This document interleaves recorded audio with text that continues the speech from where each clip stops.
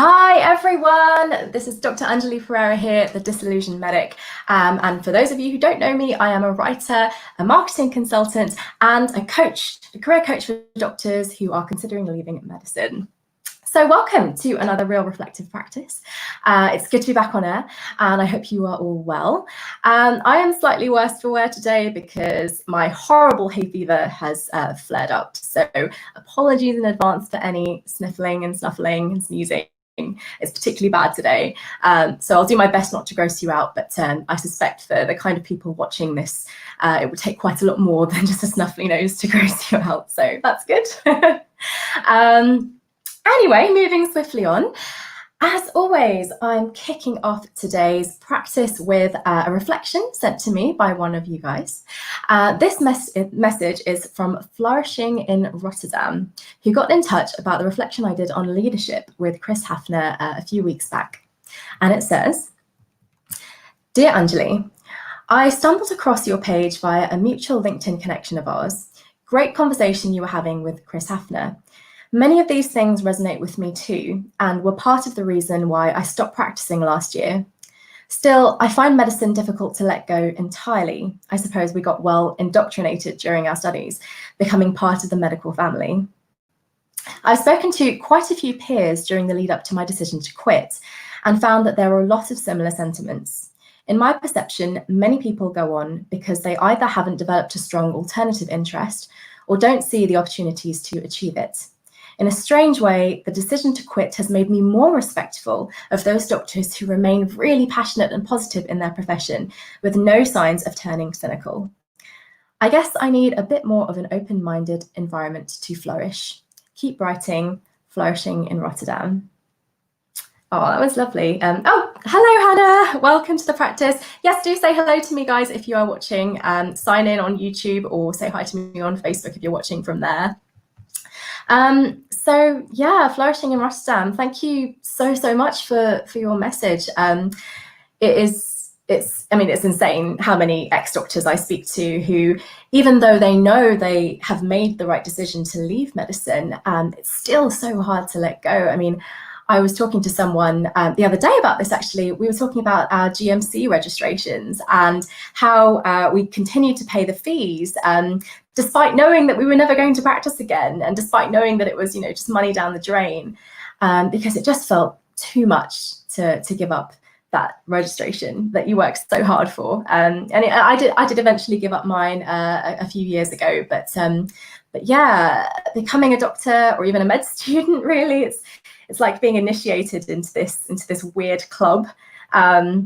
And that the word indoctrinated that you used is interesting there. It is a little bit like that. And I suppose there's something about that stays with you. And for me, I don't think it was so much about leaving that identity behind. It was about incorporating that identity into my new life. And I feel the same way as you about doctors who remain passionate and positive. I respect people who love their profession that much, and I don't know how they do it, but certainly that is the kind of doctor I would always want, and the kind of doctor that patients deserve, right? So thank you again for getting in touch, and I'm delighted that you're flourishing now. Guys, please do keep on sending me your reflections. I absolutely love to read them. I love sharing them with you on these broadcasts. So shoot me over your thoughts at dranjalipereira@gmail.com, along with your pseudonym if you wish. So let's dive into this week's practice. And the theme this week is failure. And this is a big one for me, and one that hits very much close to home. There are many examples of failure in my life that I could talk about. So many different stories that I consider telling you about tonight. But the story I chose is a failure that I actually experienced a long time ago, before I went to medical school. So as a child and a young woman, I was big into music.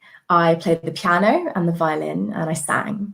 And for the former two, a big part of my musical experience was doing the exams with the Associated Board of the Royal Schools of Music. Now, I'm sure many of you will be familiar with the Associated Board and the grade system that they use to assess your musical capability.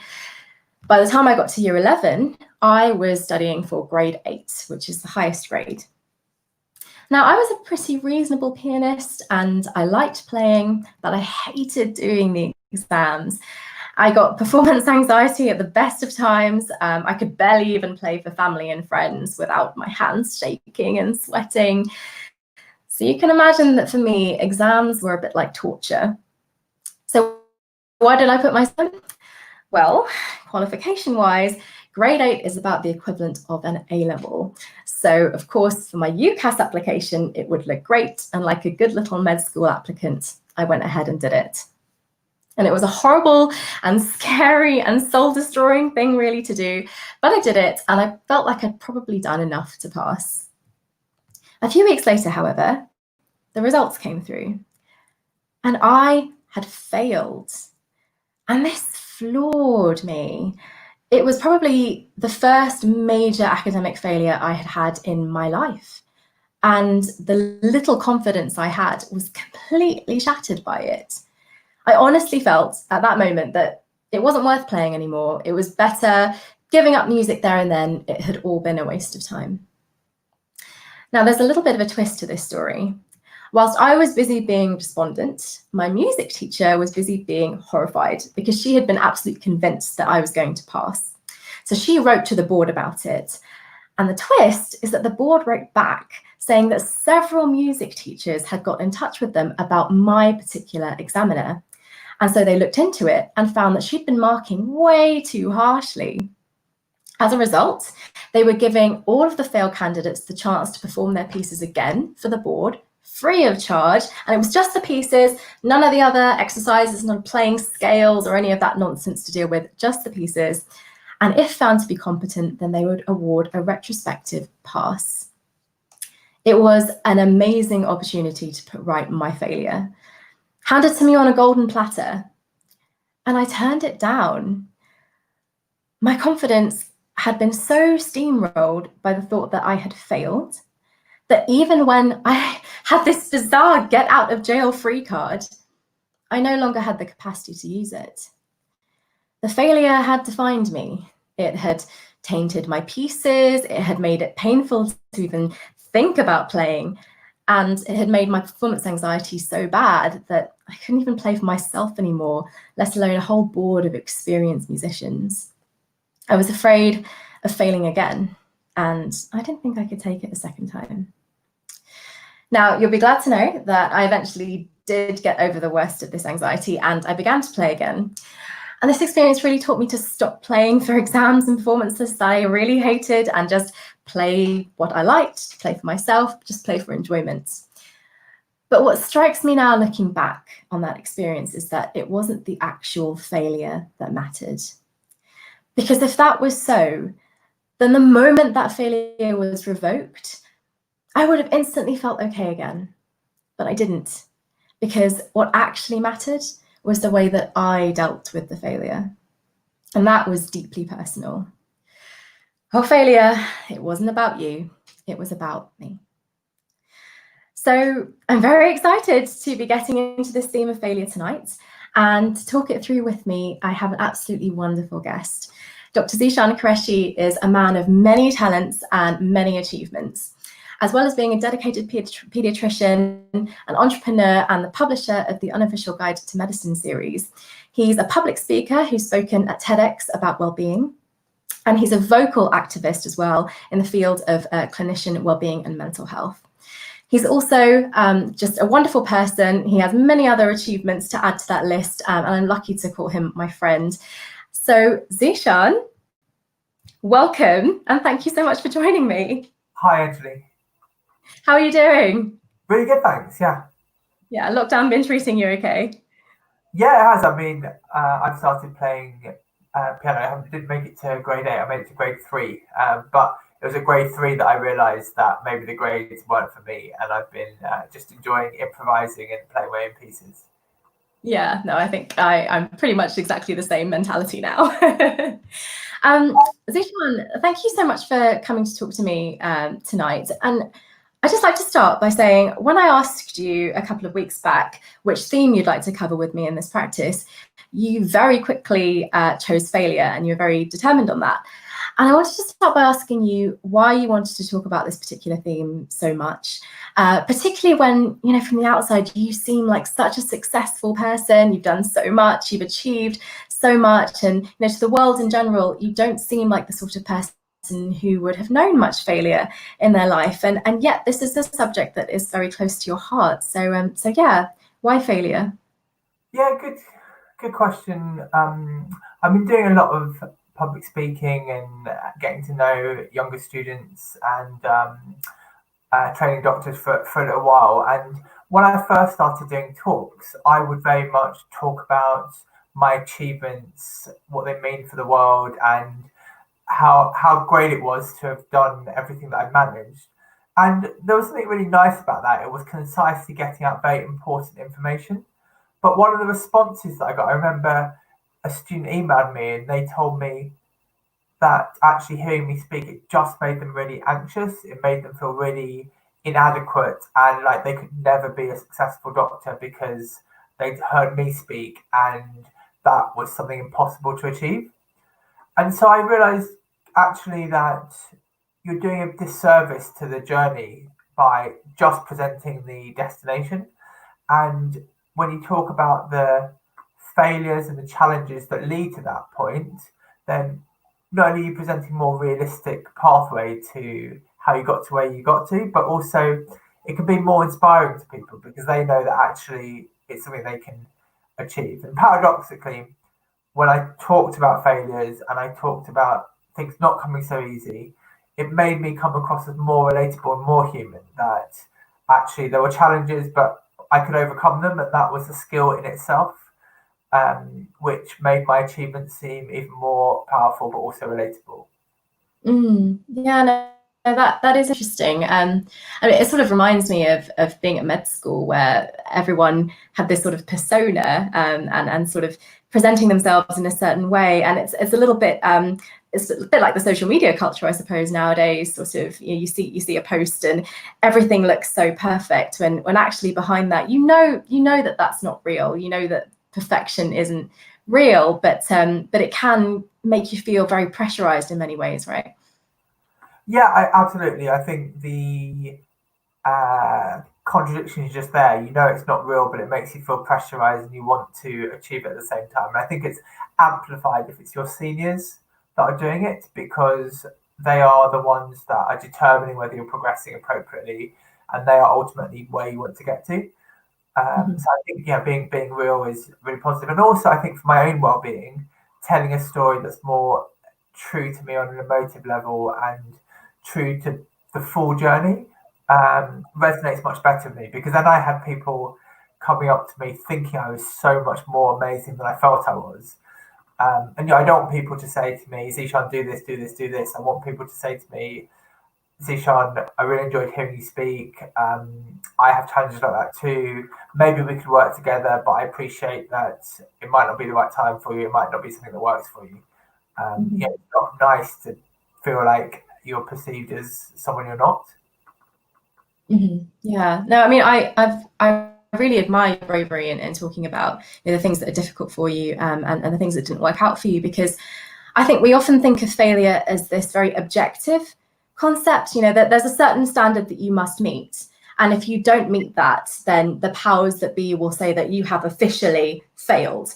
But actually, it's not the external label that matters, right? It's a far more subjective experience than that, because it's essentially it's defined by one's own expectations of oneself. You know, I remember getting the odd B grade at school and being so ashamed of myself and so disappointed. And even though the other students might have been jumping up and down, you know, to get that B and so happy about it, even though it was sort of officially more than pass grade, I still felt that's a failure for not having achieved what I thought I should.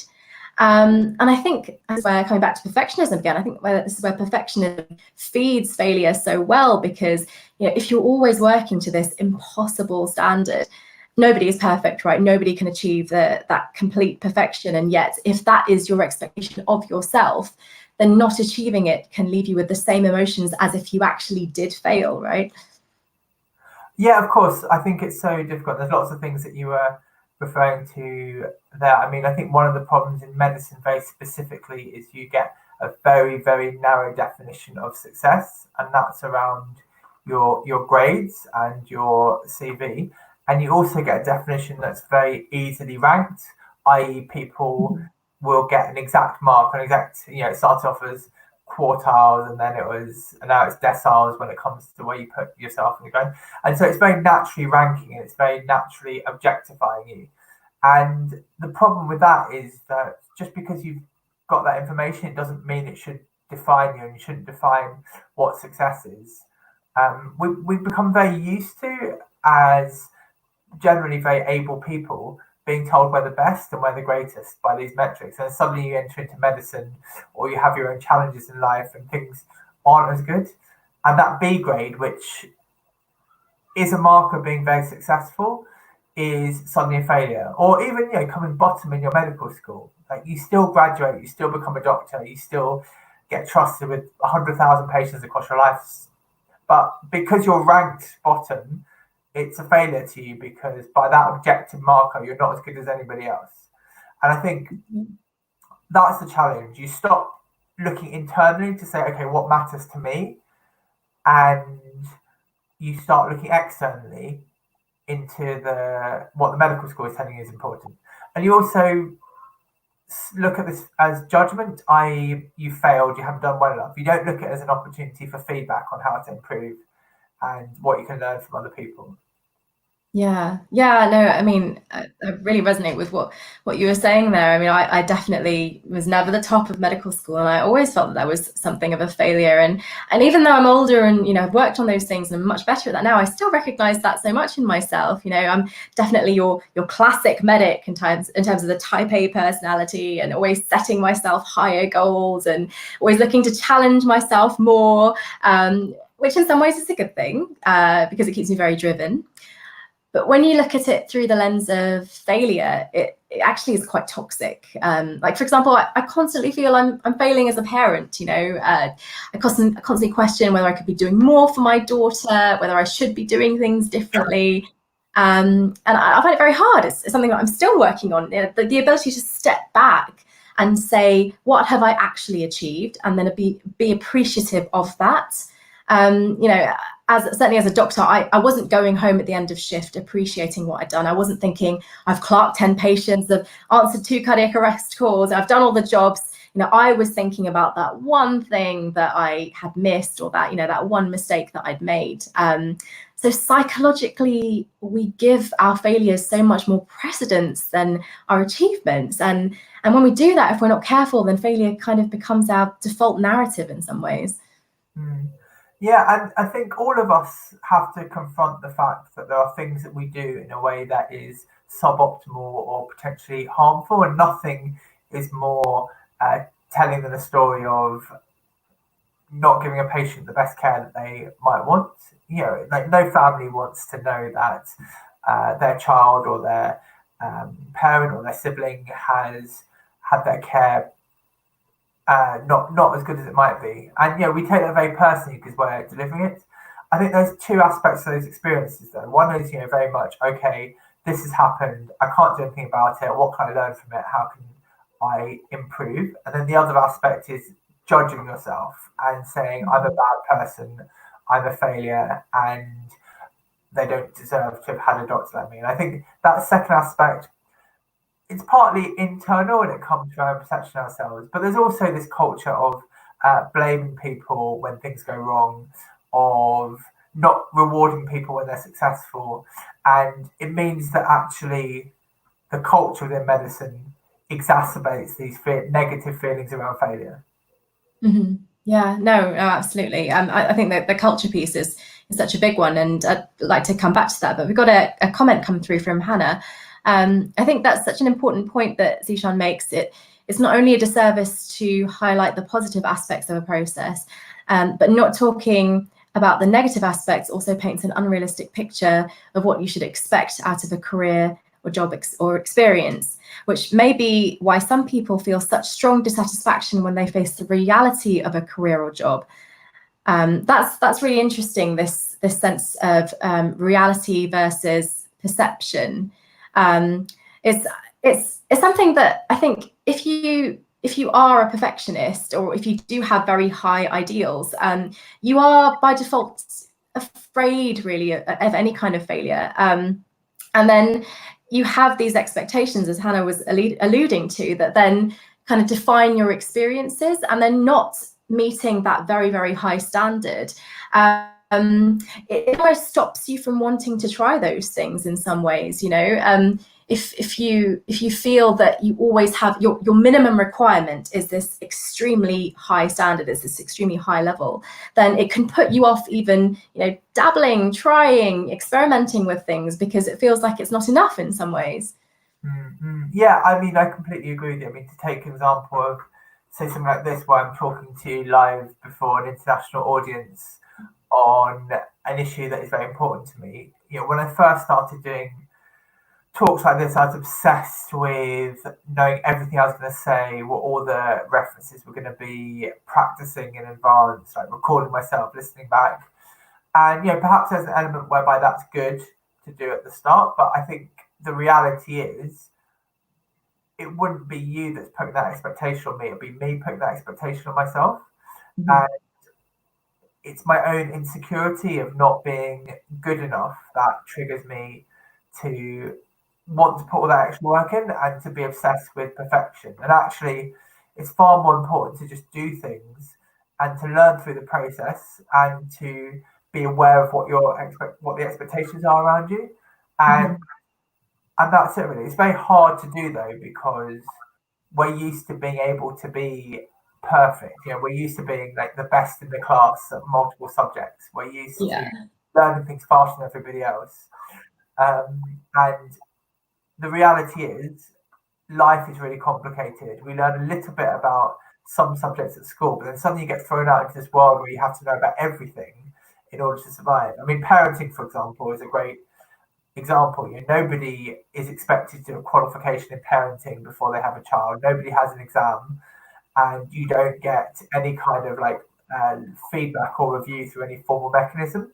You just have faith that your love for your child and your ability to like learn from the environment around you is enough to keep you going. And actually it is. If we had a system that was the other way around, where parents were scored every day on what they did, if they had mandatory training, if they had to be signed off to be parents, it'd probably be a much more anxiety provoking relationship than it would be than it is now. So yeah, I think we just have to get used to being good enough and learning from when things don't go as well as you'd like to. And I mean that the disaster situation, like it does happen where there's things that are irreversibly damaged. I've heard a professor of paediatrics speak up and say, "Look, I saw a patient in clinic, and I missed the fact they had tongue fasciculations. They got a diagnosis of spinal muscular atrophy by another doctor, and I had to call them back into clinic. And I said, look, I missed the diagnosis. I'm sorry. There's been irreversible damage as a result of my decision, because you then went on to have another child, which you wouldn't have done if you knew that there was a genetic condition involved. And I'm just sorry. I'm sorry that happened." That happens really rarely, but it even happens to professors of pediatrics. The most common scenario, though, is you do something that either doesn't have a clear negative effect on patients, or it potentially does, but somebody else spots it before that error happens. And those situations are just all opportunities to learn and to fine-tune and to get better. There's a reason why we're on a very slow training pathway, and it's because you can't become the perfect doctor overnight. But what you can become overnight is somebody who works within their limitations, who works really hard, who's a positive and warm influence on the people around them, and who really tries to learn from suboptimal performances rather than somebody who makes things worse by going from a failure in the workplace to a failure within themselves. Yeah, that kind of jumping from one sort of specific failure to I am a failure as a person in some ways, like internalizing that narrative. It's interesting because, I mean, as you said, it is really hard to do. It's certainly easier said than done. And I don't know if you're familiar with prospect theory. because I think this explains this to some degree. So it was invented by, I think they were economists, maybe, called Daniel Kahneman, and I'm going to get this wrong, Amos Tversky, I think that's his name. Anyway, they actually won the Nobel Prize for economics for this piece of work. Yeah. Basically, their theory says, sorry? Yeah, Think Fast, Think Slow, the book by Daniel Kahneman. That's the one. That is the one. Basically, they said that the way that we experience loss and gain is unbalanced. So loss creates a far greater negative impact than the equivalent gain would create a positive impact. So say, for example, you lost £100 gambling, you would need to win, say, £200 to balance out the pain that you felt from losing 100. So it's unequal. And to some extent, for me, that shows why we as a species are so averse to failure. Yeah. Because, we know that it makes us feel really, really bad, and we would have to do a lot more winning in order to make ourselves feel better again. So yeah, it was just interesting. Yeah, that is really interesting, and I think the next step is, how do you proactively deal with that, knowing that it's a reality? And I think two things to me. One is I'm getting much better at celebrating my successes and having reminders of my successes around me. So, for example, something I never thought I'd do, which I've started doing now, is I'm doing this interview with you from my home office, and behind me I have a series of certificates and positive achievements on my wall. And whenever I walk in here to do some work, I get that reminder. It's really positive. I now keep an envelope of thank you notes and appreciation, because every time I go back to it, if I'm feeling down, it actually surprises me, because I've forgotten about those nice moments. And then when there are failures and there are challenges, last week I got a midpoint appraisal and 75% of it was positive, and there were 3 words at the bottom that were things to work on, around perhaps being more patient with more junior colleagues when they're learning new processes and they're struggling with it, for example. And my immediate response was to think of that as a failure, but I recognize that I've got this bias, like you said. I thought, okay, look, let's just really look at what is written down. And I reminded myself of the positive. They talked about the research I've done around coronavirus, about my media advocacy. They talked about my clinical skills, that I was doing really well as a ST6 doctor. And they said, this might be something I could work on around leadership. And I thought, okay, well, this is leadership around becoming a consultant. I'm not a consultant yet. Of course, there's room for me to potentially improve. And they've given me a direction to move forward. And I've got this bias to zoom in on a potential negative and a potential failure, but actually I've recognized that, and I've recognized that. I've listened to the feeling, but the feeling isn't reflective of the truth of the situation. And so that helped me cope with that scenario. And then it was a positive, it was positive information to help me improve. That's very interesting, sort of being able to step back. It's almost mindfulness, isn't it, to realize that feeling isn't necessarily telling you facts, right? It's seeing that as a feeling that is passing, that is temporary, and actually, the facts might be quite different. And being able to step out of yourself and do that, that's something that I feel like I definitely need to work on, because I'm very much similar to you. If there's a 99% positive, wonderful review, and then 1% not so great, it is always that 1% that sticks in your mind. So yeah, that resonates. And going back to what you were saying about culture playing a huge part here, I had a comment from someone in a previous practice, I think from Parakeet was his name, about the culture of failure in the UK versus the US, and how in the US failure is applauded because it shows that you've been brave, you've tried, whereas in the UK, failure is perceived as an inherently negative thing often, certainly in the business world. And I feel this is echoed in the medical profession, because as a doctor and even as a med student, I felt like failure wasn't allowed. I mean, you alluded to it a little bit earlier about, the blame culture, but I mean, for example, at med school, in order to do an intercalated degree or the Erasmus exchange, which I was really keen on doing, you had to meet a certain academic standard. So you couldn't have significant failures on your record, which at the time I just accepted. But now looking back on it, I see it's part of this wider pattern of punishing failure in some ways. If you fail, then we're going to take away privileges, we're going to exclude you from certain experiences. And this to me really reinforces this idea that failure is a bad thing and that people who fail are somehow less deserving, without, looking at the wider picture, Yeah, of course. I think there is failure that happens, and once it's happened, there's not anything you can do about it. It's happened. And the question isn't really whether you failed or not. The question is, how did you respond to that failure? How did you let it inform your development? Now, if you compare somebody who never started a business because they didn't think they were experienced enough, they hadn't had the training for it, you could say, okay, that person's very sensible. And then you take another example of somebody who tries out a business, fails at first, it doesn't work out. Now, look, comparing those two as they are, the person that tried and failed at that static point probably isn't in as good a light as the first, because the first one recognised that they weren't ready. But if the second person then says, all right, what have I learned from this? I've learned that I need to take things a bit slower, I need to get more senior support, I need to get investment. And then they go on to set up another business that is successful and they achieve a lot out of it. They've got a failure on their record, but that failure was an education that helped them. So yeah, not all failures are bad and not all failures are equal. You just have to make sure that you learn from the experience and it can be something empowering. Mm-hmm.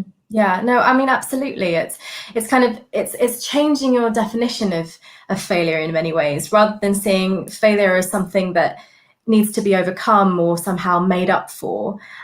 Seeing it as you say, as part of the learning journey, as part of the process. I was listening to a really interesting podcast the other day about Google X.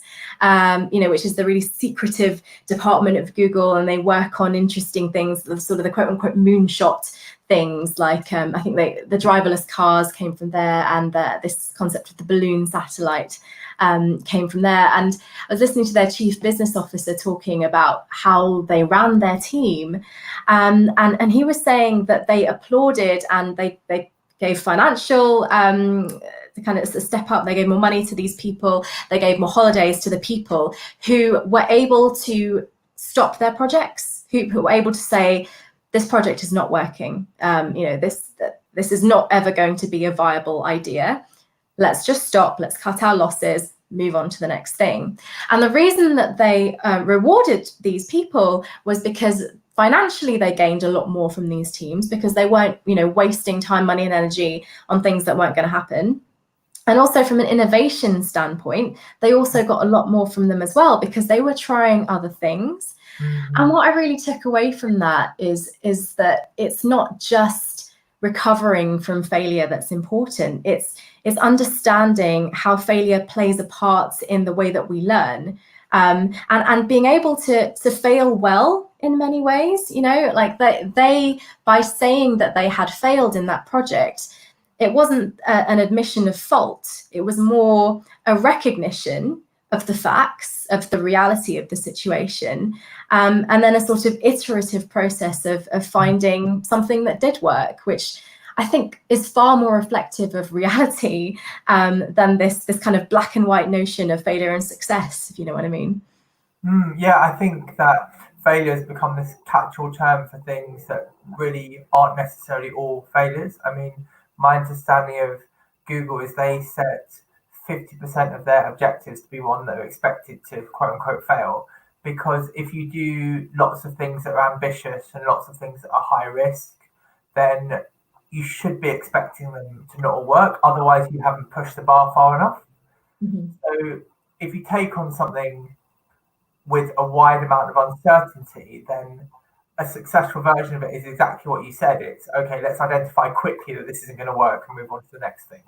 And you don't cut your losses. If you take it on for too long, then that's a failure. Even if it potentially ends up succeeding by a fluke, it wasn't worth trying because the chance of it being a success ended up becoming so low. I do think that on the flip side, we shouldn't maybe glorify failure too much. You know, you shouldn't say, I need to set out to fail today. I'm so glad I failed.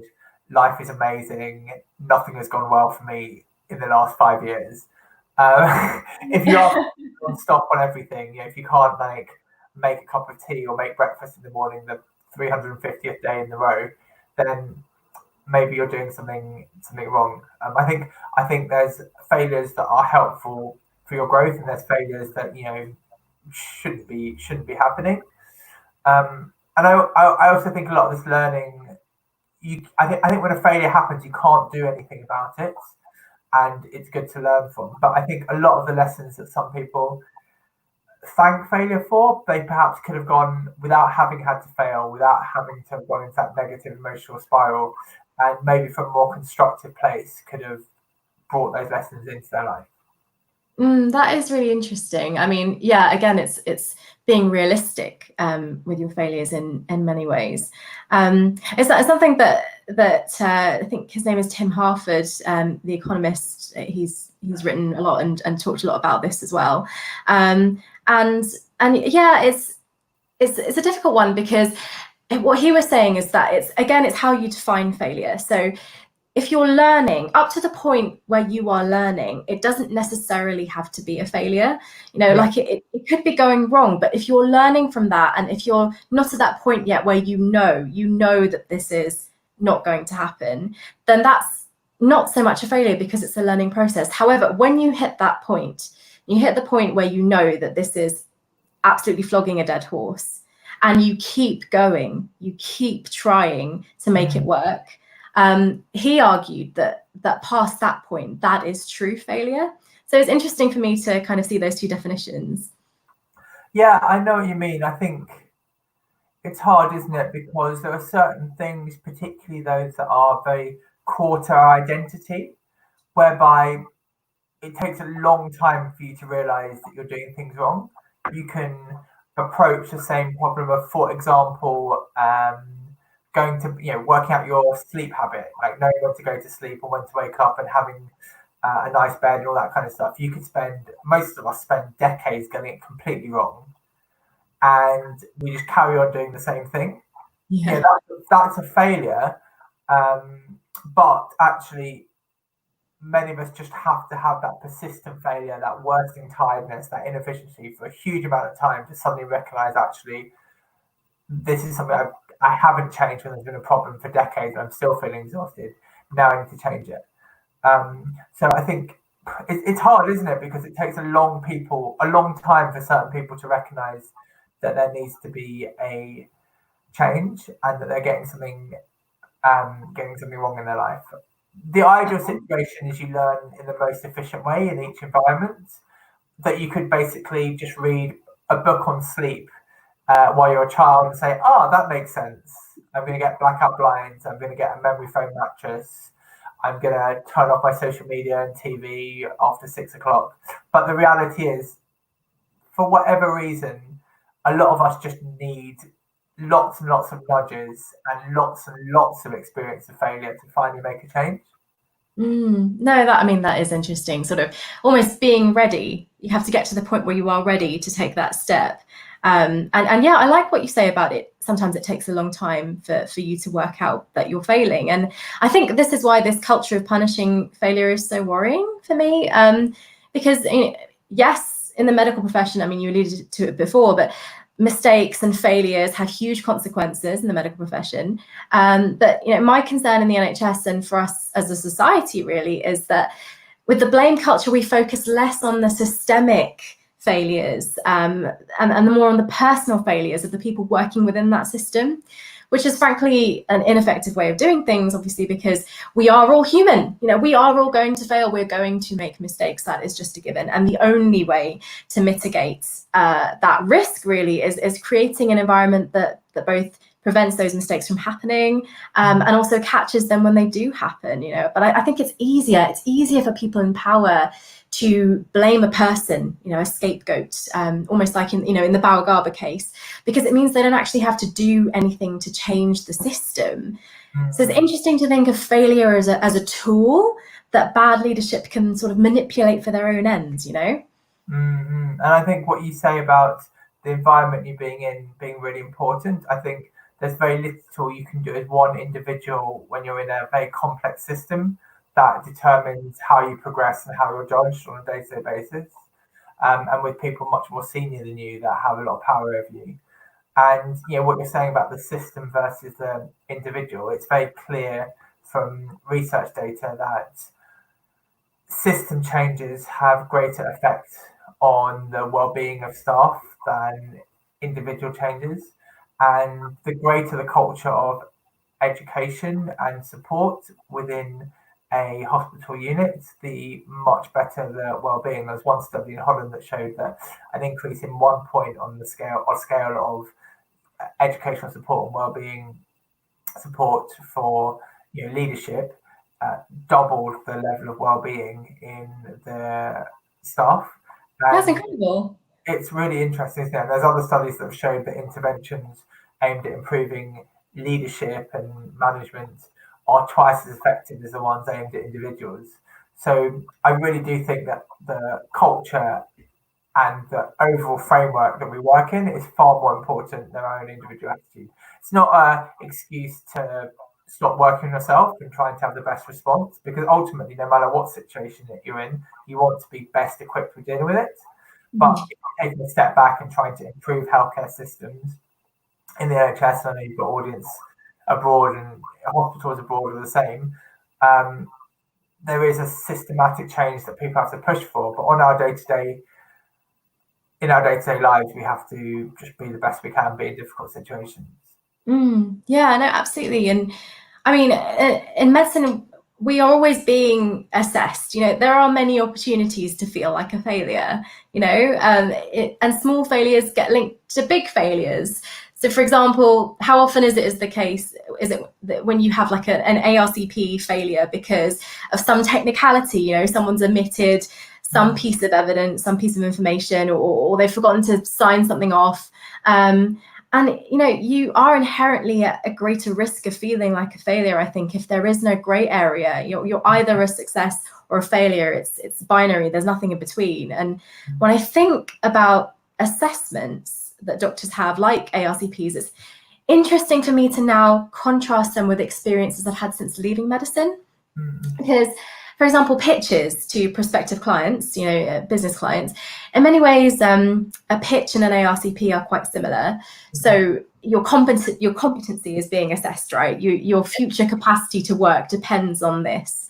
But to me, they felt like two very different experiences, because in the ARCP, in many ways, they are looking for your failure. The whole process is about making sure that doctors are up to scratch, that you're not a psychopath, that you can do the job.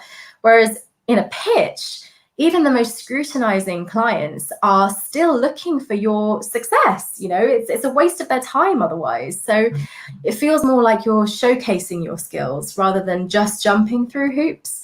And that doesn't stop me, I have to say, from feeling a failure if it does go badly. However, I think it does make a difference when, emotionally, when that lens is trained away from failure as such, Yeah, I agree with you completely. I think you can appraise your successes just like you can appraise your failures. And if we move away from this dichotomy of success and failure and just look at this as opportunities for feedback, these are the things that people are commenting and going really well, and that you can maybe develop into areas of strength, or maybe things that you can park for a little while. And these are where maybe your learning should focus, because you've got, 100 units of learning a week. we're trying to optimize how you use that time. That's a really positive way of doing it. And then also, I think the other interesting thing is at medical school, you're paying the lecturers to teach you. At postgraduate level, you're also paying college fees, or you're taking reduced salaries because you're in training programs. If anything, if you are managing to meet targets, then you should be asking for a refund because you haven't necessarily been trained properly. So it isn't about it entirely being the trainee or the student's fault if they're not meeting targets. It's a partnership between the educator and the one being trained that has to be looked at, and both parties can rebalance that relationship, not with lens of judging one person as good or bad, but just thinking, okay, how can we make this better? Yeah, I mean, why, in your opinion, why do you think that's so hard for doctors to do? Because I often, in my coaching practice, some of the things that often come up are things around failures that aren't necessarily because of the individual. It might be systemic errors, it might be educational failures. Like there may be a whole process of things going on, and yet somehow for doctors and people like doctors, the temptation to make it very personal and to make it their failure, it's just so common. And I wonder if that's something that you recognize, and whether you have any ideas as to why we do that. I think there's probably a complex array of reasons for it. I think a few things for me is, one, that a lot of us, because we've been really successful for quite a long period of time, have had this constant stream of positive feedback from people, and that's become a very strong part of our identity. You had your music teacher, you had your secondary school teacher, you had your parents, you had people perhaps at university all saying you're great, you're great, you're great, you're great. And if that suddenly gets withdrawn because you're now in a hospital environment, lives are at stake, people that are giving you feedback are also really, really stressed and going through challenges, then it's very natural to say, what, people don't like me anymore, something has gone really wrong. And then I think the other side of it is that it's very difficult for our bosses to provide us with support when they're running really overstretched services, and when they might not necessarily have had the training in coaching that might be best for supporting trainees. So I think, there's lots of factors at play, and unfortunately, it's not something that's going to come naturally for us to all just be thrown into hospitals and have perfectly good mental health. I think so many of us, if not all of us, would benefit from training in coaching, or training in managing your own mental health and well-being, and it's a very worthwhile investment of your time. Yeah, no, it's so funny that you talk about that process of growing up and having all of those influences kind of coming together really to create a certain mindset. Because I think growing up, I was never very good at failure. I wasn't good at failing. There's an irony there. I was failing at failure. But it's just true. I mean, failure is a part of our lives. None of us can make a success of everything all the time. And so it really behoves all of us to learn to fail well. And, now in the business world, I talk so much about the value of failing. And I know a lot of people do as well, and we've already talked a bit about that, but there is just so much we can learn from failure, and critically there is so much that we would miss out on if we didn't fail. I think about the times I've failed in the business world, and every single one of those experiences has taught me something so valuable. For example, there was one company I was advising as a consultant. I wasn't able to convince the CEO that he needed to change his strategy because the current one wasn't going to work. I knew that it wasn't going to work. And I took it so personally at the time and felt like a massive failure. I felt like I'd let the team down, let the company down, because I wasn't able to persuade the CEO to change the strategy. But on reflection later, I realized that for some people, it's far more important to be right than successful. And that probably was the case for this guy. And now I can recognize those people from a mile off, I waste much less energy, much less time. My focus is different. I focus my efforts better on things that can be done, rather than, you know, shooting off for an ideal that's never going to happen, is frankly more about myself and my own ego. And I don't take it so personally, and I find it all much less stressful. And I would have learned none of that really had I not had that experience. And, you know, I needed to fail at that experience because that personally was something that I needed to learn. So I think it's a shame that we are often so one-dimensional, you know, in the way that we think about failure. It doesn't necessarily, as we've said, need to be a bad thing. Yeah, I think there's like two things in that. One is that we enter into so much of what we do with a huge amount of uncertainty. When you start a consultancy process, you've got no idea how your recommendations might be received in the complex dynamic of the team. You'd think that if they were paying you for it, then they would appreciate the advice, but that's not necessarily the case. But you also don't know what might be going on in the lives of everybody you're working with. You know, somebody might go through a crisis halfway through the project, and that would make them far more resistant to any kind of change. You know, the coronavirus has completely thrown everything, and it couldn't have been predicted by most of. Well, couldn't have been predicted by us a year ago. So yeah, there's all that uncertainty, and sometimes you can deliberately do things with huge amounts of uncertainty, whereby failure is a guaranteed outcome of a lot of the projects. And then the other thing is what you said before, you know, separating perception of failure from ego, because if you're not listened to, you feel like you're not good enough. And if you're not good enough, you feel like a failure. And then if you feel like a failure, you feel like you are, well, you become miserable. But actually, being right doesn't necessarily mean that other people need to do what you say. And actually, it doesn't matter if you're right in the first place, because you can't be right about everything. You know, you're putting forward a question based on your limited mental faculties and your limited knowledge, and that limited package might be very good, but it's still limited for all of us. Yeah, absolutely. I think it's sort of, it's the art of failure in some ways, kind of combining all those pieces and being able to look at failure in that way.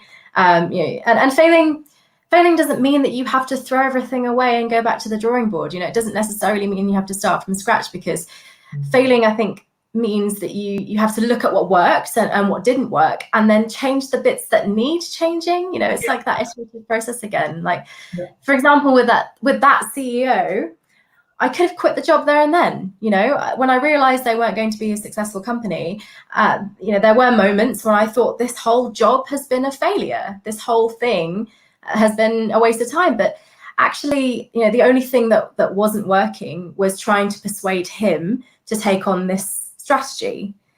There were other things that were working, you know, that were good. I had a great team. I was learning a lot from the process. We were doing some interesting bits and pieces. I had opportunities, you know, to go to events and conferences and things like that, and network. And I had opportunities to learn even from the failing strategy, with probably much less stress and risk than if it had been with my strategy, you know. So I think for me, and probably for many medics, the moment we fail, we just want to throw the whole thing in the bin, and write it off and start again. But it's been a real learning point for me to say that actually there can be so much, even if you are engaging with a failing process, there still can be so much that you gain from it. And it's, again, as you say, it's not necessarily about you. Mm-hmm. Yeah, no, I completely agree. There's a very complex array of things going around. I think also there may be some cases of failure where there's just nothing to learn from, whereby actually you've done everything that you could have done, and it was just a matter of, for whatever unknown reason, things just didn't work out, and then you just have to, you know, try again. You could pitch. I mean, something simple is you could make a really great pitch to a newspaper for an article, and it not get accepted. You've done everything right, but it wasn't a topic they're interested in, and or something they've already covered. You know, there's nothing really that you need to like change. It's just the way it is. So there's usually something you can learn. But I think you just have to accept that, like you said, failure is inevitable. You just have to fail well. That's partly finding learning points from it, but the other part of it is just accepting that it isn't an indictment on your character or your ability. It's just an inevitable part of life. Yeah, no, absolutely. And I think that's a fantastic point to end on, Zeshan. Thank you so much for talking to me tonight, and having such a great conversation. If people want to reach out to you, then how can they contact you? Oh, you can contact me on LinkedIn or Instagram or Twitter or Facebook. Just look up Dr. Zeshan Qureshi, and I'm happy to answer any questions or hear any more of your reflections. Brilliant. Thank you so much, Zeshan. I'll talk to you soon. Take care. Bye-bye. Bye. Oh, I hope you enjoyed that, everyone. I certainly had a great time talking to Zeshan tonight. Thank you very much for tuning in to another Real Reflective Practice. Please do remember to subscribe to my channel before you go, and join the conversation on Twitter and on Facebook as well at Disillusioned. You can also reach out to me with your reflections via email. I'm at drangelipereira@gmail.com. I am back next Monday with my guest, Melissa Tennyson, who is an ex-doctor turned UX designer. So I'm very much looking forward to speaking to her. She'll be joining me from Amsterdam, I believe. So that's exciting. International guest. And we're going to be talking about the theme of respect. So join us then. And yeah, I'll see you next week. Thank you, everyone. Stay inspired, and I'll talk to you very soon. Bye-bye.